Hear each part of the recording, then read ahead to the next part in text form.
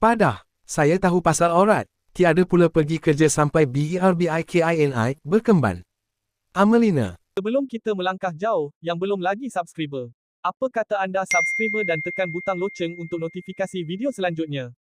Penyanyi dangdut Amelina tidak dapat menahan sebab apabila memikirkan persepsi segelintir pihak yang melabelkan kerjaya dalam industri hiburan sebagai haram.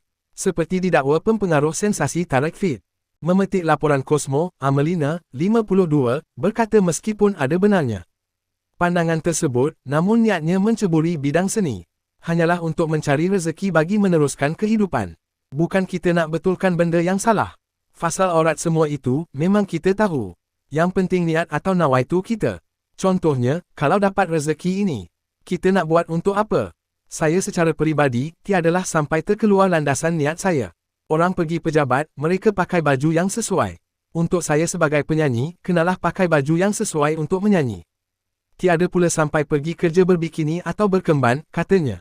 Bila kita mempertikaikan bakat atau rezeki orang, maknanya engkau mempertikaikan kelebihan Allah Subhanahu Wa Taala, semua yang datang daripada Dia, Allah.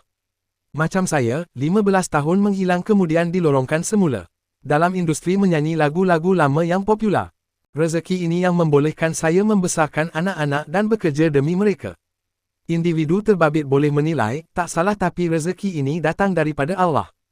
Kalau kau pertikai, maknanya kau persoal kerja Tuhan, jelasnya, dengan nada sebab. Tarek ini saya suka tengok dia sebagai bagi tip tentang diet tapi lama-kelamaan makin melebih-lebih. Bukan Tarek seorang yang pandang serong tentang kerja anak seni.